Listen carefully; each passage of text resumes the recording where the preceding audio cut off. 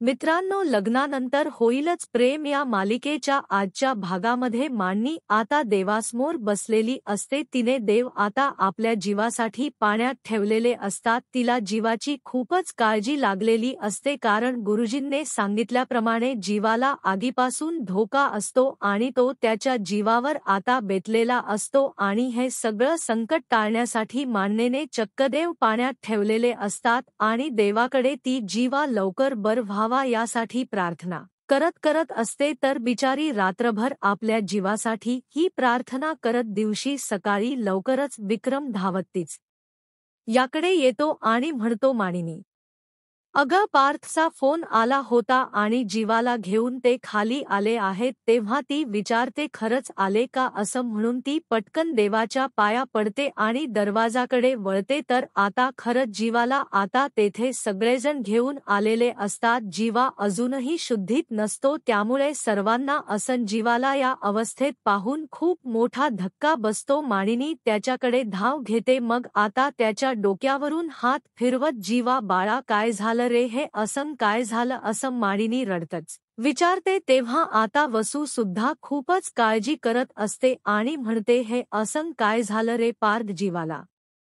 अरे, आम्हाला वाटलं तुम्ही फक्त ड्रेसिंग करून घेऊन याल म्हणून जीवाला, आणि असं या स्ट्रेचरवर तुम्ही का घेऊन आलात त्याला असं म्हणून आता ती त्यांना सगळ्यांना जाब विचारू लागते आणि खूप रडत असते. तर काव्या आणि त्याचबरोबर नंदिनी या दोघीही रडत असतात. मग त्यावेळी आता अहो किती भाजल्य त्याला, तुम्हाला कळत नाही का असं वसू म्हणते. तेव्हा आता पार्थ आणि त्याचबरोबर मिथुन म्हणतो की ताई जरा शांत रहा ना हो, किती ओरडताय तुम्ही, तुम्हाला सांगतो ना सगळं. अरे, त्याची अवस्था काय आणि काय चाललंय काय तुमचं? मग मानिनी त्याच्या डोक्यावर हात ठेवून पाहते आणि म्हणते, अहो बघा ना, किती ताप आहे लेकराला आपल्या, बघा ना तुम्ही असं म्हणून ती खूपच काळजी व्यक्त करते. मला कोणीतरी आता सांगेल का नक्की काय झालं? तेव्हा पार्थ म्हणतो, हो सांगतो, तो सांगतो, सगळं सांगतो, तुम्ही फक्त ना याला रूममध्ये घेऊन जा. आणि सारखाच हट्ट करते, पार्थ आता तरी सांगतोस की नाही? तेव्हा आता पार्थ सांगू लागतो, फार्म हाऊसवर त्याचा पाय घसरला आणि तो जाऊन ना तेथे शेकोटीत पडला आणि मग भाजल त्याला. हे ऐकून तर आता विक्रम वसूला धक्काच बसतो. तर वसू तोंडालाच हात लावते. तो पुढे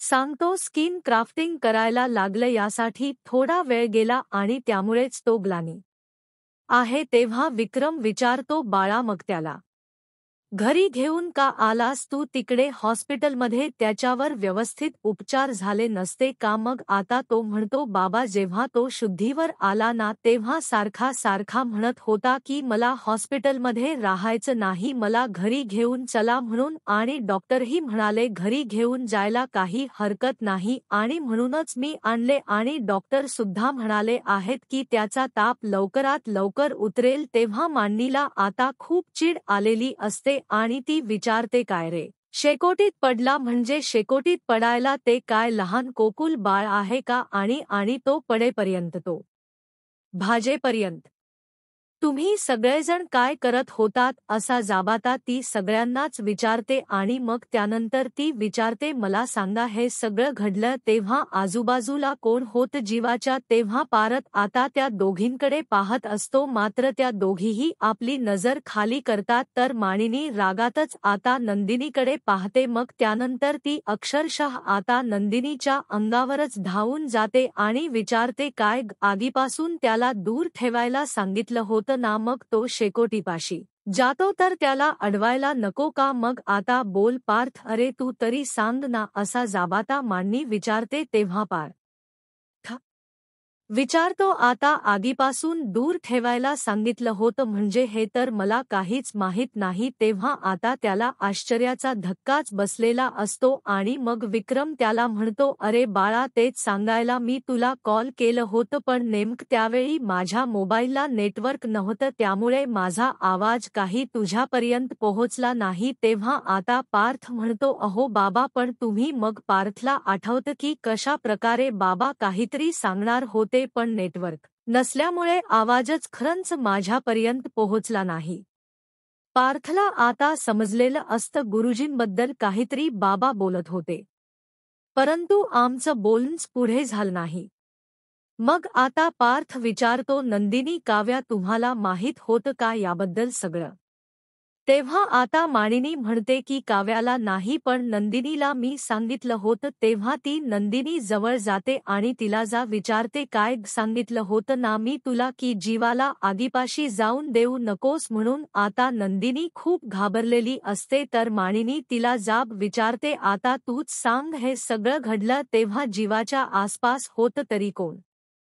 तेव्हा काव्या आता खूपच घाबरते. मग आता नंदिनी काही सांगणार तेवढ्यातच काव्या म्हणते, आई ताई तर तेथे नव्हतीच कारण ताई सगळ्यात शेवटी तेथे आली आणि त्याच्या अगोदर मिथुन काका तेथे होते ते सुद्धा जीवापाशी. तेव्हा सगळेजण आता तिच्याकडे पाहतच राहतात. दुसरीकडे जीवाला मिथुनने आपल्या रूममध्ये आणलेलं असतं आणि मग त्यानंतर मिथुन खूपच इमोशनल होतो. मग त्यानंतर आता मिथुन इमोशनल होत त्याला म्हणतो, जीवा अरे हे काय करून घेतलंस बाळा तू? अरे मी तुझा जिगरी असून मलाच समजलं नाही. तू मनात एक जखम घेऊन जगतो आहेस आणि ती जखम तुझ्यामध्ये भळभळतीय आणि ती घेऊन तू आयुष्य काढतोय. आता ही जखम छातीवर घेऊन तू मिरवणार आहेस का वेड्यासारखा? म्हणून तो आता त्याचा नेहमीचा डायलॉग मारतो की आय डोंट लाईक दिस. अरे एक वेळ छातीवरची जखम सुद्धा बरी होईल परंतु तुझ्या आतल्या जखमेच काय करायचं? जीवा ती ओलीच राहणार आहे अगदी कायमची. अरे मला पहिल्यांदा दिसलं की माझा जीवा ना एवढा आतून तुटलाय. अरे एवढा तुटलाय ना कारण लहान मुलासारखा तू मला बिलगून अगदी धमसून रडला आहेस. अरे असं वाटलं की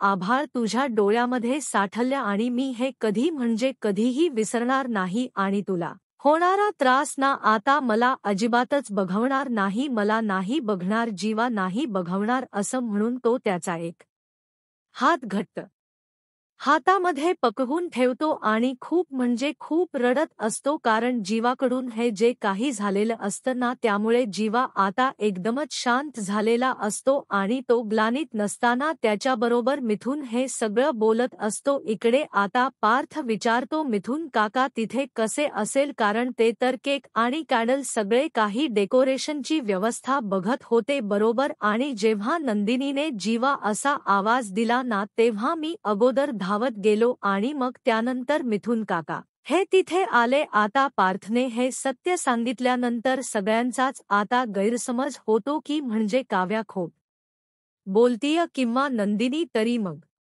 आता काव्या जरा घाबरतेच आणि म्हणते, खरंच अगोदर तेच होते जीवाजवळ मग मी आले आणि मग त्यानंतर नंदिनी ताई हे ऐकून आता सर्वांनाच कोड पडतं नक्की काय झालं सांगतच नाही क्लिअर. तेव्हा आता मानिनी विचारते, म्हणजे तुम्ही दोघीही तिथे होतात मग करत काय होतात तुम्ही दोघी तिथे? असं रागातच मानिनी विचारते, हे घडलंच कसं काव्या बोल आता पटकन असं म्हणून मानिनीने आता अगदी रुद्र अवतारच धारण केलेला असतो. त्यानंतर आता काव्याला काय उत्तर द्यावं तेच कळत नाही. ती खूप घाबरलेली असते, टेन्शन मध्ये असते ती, आता गोंधळते गडबडते.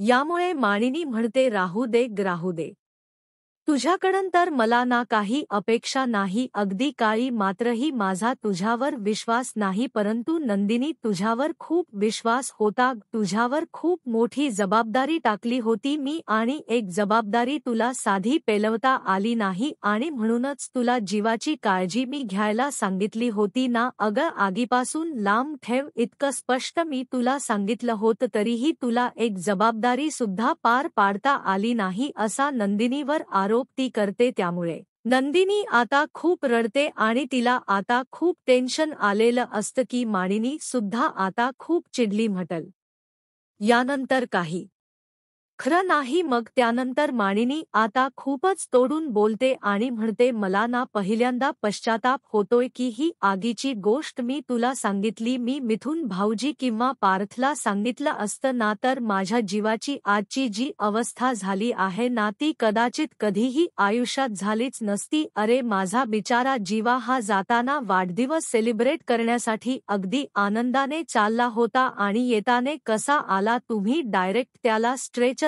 आणलत तुला काहीच कसम वाटत नाही नंदिनी असं म्हणून ती नंदिनीवर आत्या बिनबुडाचे आरोप करू लागते आणि सारखे सारखी तिला बोलते त्यामुळे आता सर्वांनाच टेन्शन आलेलं असतं. पार्थ तर आश्चर्याने मानिनीकडे पाहतो पण आता तो यामध्ये काहीही बोलत नाही कारण यामध्ये कुणाची चूक नसते हे त्याला माहीत असतं. पण आता आई खूप हायपर झाली जीवाच्या काळजीमुळे त्यामुळे तोही गप्प बसतो. पण आता विक्रम म्हणतो मान्नी तू काय बोलतेस अगं किती हायपर होतेस जरा शांत रहा नाग आलाय ना आता जीवाघरी होईल तो बरा. अगं तू तिला जीवावरती लक्ष ठेवायला सांगितलं होतं ठीक आहे पण त्याच्या सारखं पावलाच्या पाठीमागे ती चालत राहील का. तेव्हा वसू म्हणते काय काय हरकत काय आहे कडे लक्ष दिलं असतं तर म्हणजे तुला कळत्य का या नंदिनीचा जीव धोक्यात होता तेव्हा जीवाच्या स्वतःच्या जीवावर सुद्धा बेतलं होतं. त्याने धावपळ केली होती तिला अगदी एवढ्या मोठ्या संकटातून घरी घेऊन यायचं आणि दुसऱ्या दिवशी पुन्हा हिच्यासाठी त्या मुलाबरोबर भांडण करायची आणि एकदा कधी नव्हे ते जीवाची जबाबदारी एकदाच तिच्यावर टाकली तर हिने काय केलं काना डोळा केला ना त्याच्याकडे. अगं मानिनीने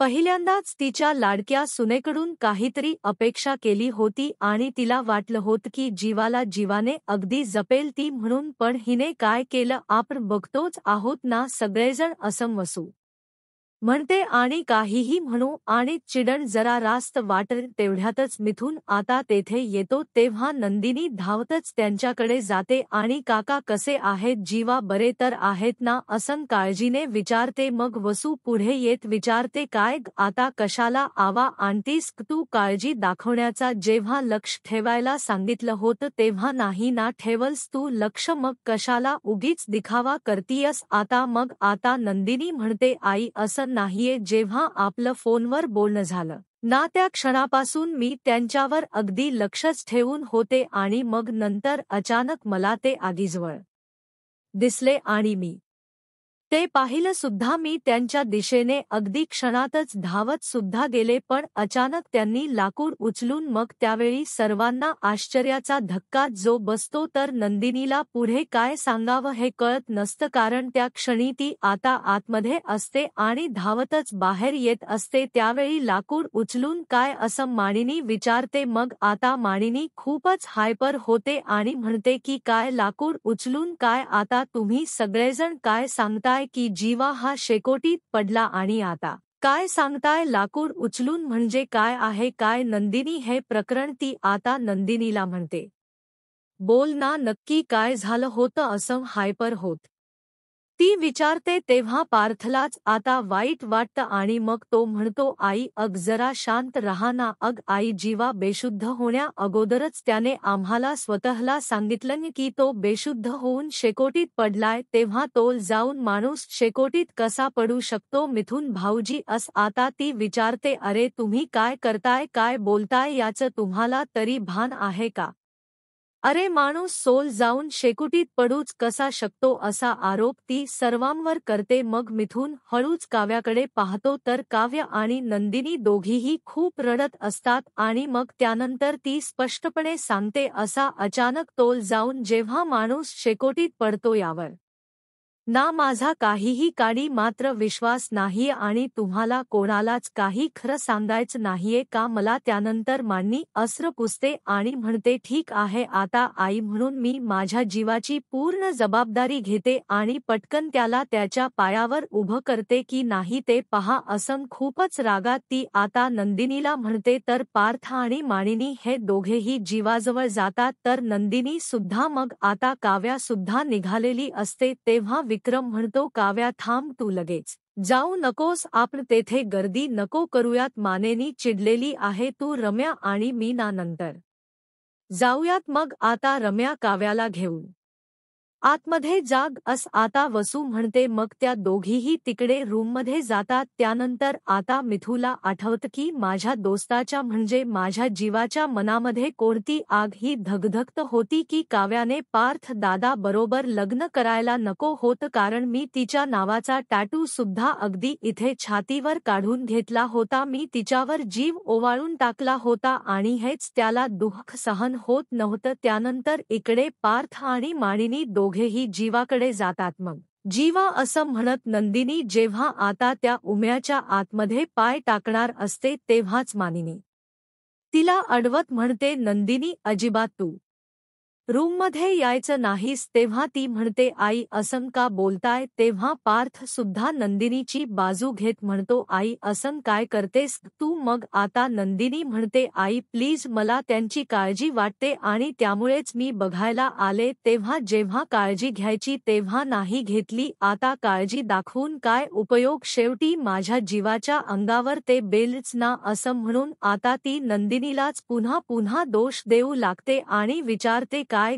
जीवा, बायको म्हणून तुला अगदी अभिमानाने मिरवतो आणि साधी तुला त्याची काळजी सुद्धा घेता आली नाही.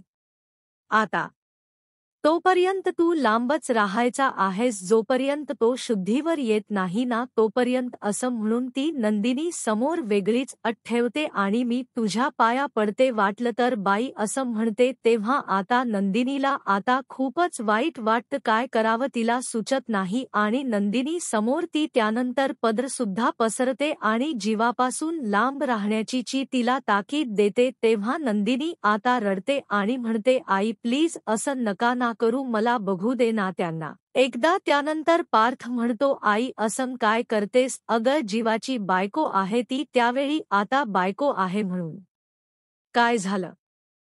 ती कर्तव्य करण्यात पडली. आता आई म्हणून मला सगळी कर्तव्य त्याची करू देत, समजलं. म्हणून ती नंदिनीवर आरोप करायचीच थांबत नाही. मला इथे कुणाचीही गरज नाही, नंदिनीची सुद्धा नाही आणि तुझीही नाही, समजलं. पार्थ तुला खाली जायचं असेल तर तू जाऊ शकतोस, आता तुझं तू ठरव काय ते. असं म्हणून रागात असती पार्थ कडे पाहत, पण हिने ना आतमध्ये पाऊल सुद्धा टाकायचा नाही. तेव्हा पार्थ आता बिचारा आतमध्ये जीवाकडे जातो तर नंदिनी म्हणते, आई प्लीज. तरीही आता नंदिनीला ती आतमध्ये येऊन देता तिच्या तोंडावरच दार बंद करून घेते. मग नंदिनी आता म्हणजे खूप रडत असते. इकडे काव्या आता रूममध्ये आलेली असते आणि डोक्यालाच हात लावते. रम्या तिच्या पाठोपाठ येते, विचारते, काय झालं काव्या. अगं सांग की. अगं मामा म्हणालाय ना की आपण नंतर दोघीही त्याला भेटायला जाऊ म्हणून. अगं होईल सगळं व्यवस्थित का, तू काळजी करतेस. आणि खरं तर या सिच्युएशन ना खूप ट्रॉमॅटिक असतात. अगं जीवाला नुसतं भाजल हे. जेव्हा आम्हाला समजलं ना तेव्हा सुद्धा आमच्या अंगावर अगदी काटा आला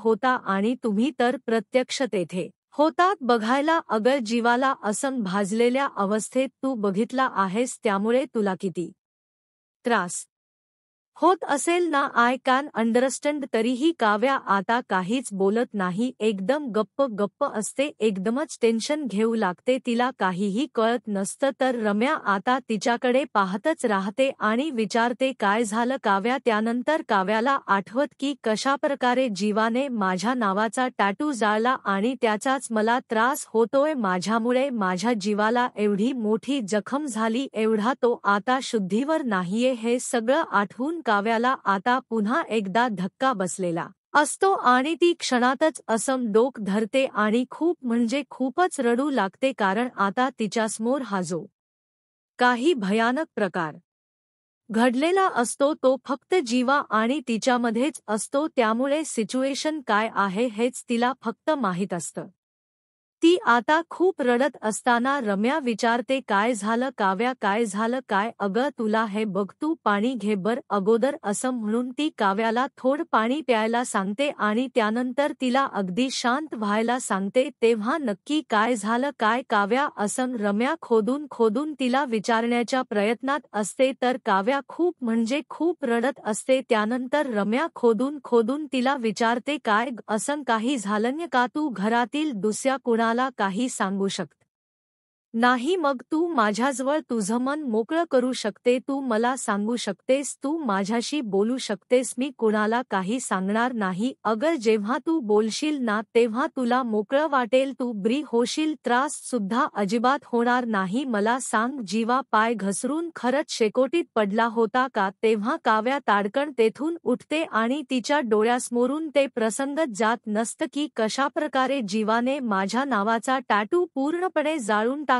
तेव्हा आता काव्या एकदमच शांत असते आणि त्यामुळे रम्याला दाट संशय येतो, ही इतकी रिएक्ट होती म्हटल्यानंतर नक्कीच असं काहीतरी घडलं असणार जेणेकरून काव्या ही एकदमच गप्प आहे, इतक्या इझिली काही सांगणार नाही, हळूहळू तिच्याकडून सगळं काही काढून घ्यावं लागेल असं रम्या आता मनाशी ठरवते. दुसरीकडे वसू किचनमध्ये असते आणि म्हणते की काय रे विक्रम, तू मला त्या काव्यासाठी कॉफी बनवायला इथे घेऊन आलास ठीक आहे, पण ती काय कर्तृत्व गाजवून नाही आली. आता आपल्या जीवाच्या या अवस्थेसाठी जेवढी नंदिनी जबाबदार आहे ना तेवढी काव्य सुद्धा आहे समजलं. पण तुला सांगून ना तसा काही उपयोगच नाहीये म्हणा, मला जीवाला बघायचंय, मी इथून चालले आता असं वसू हडते.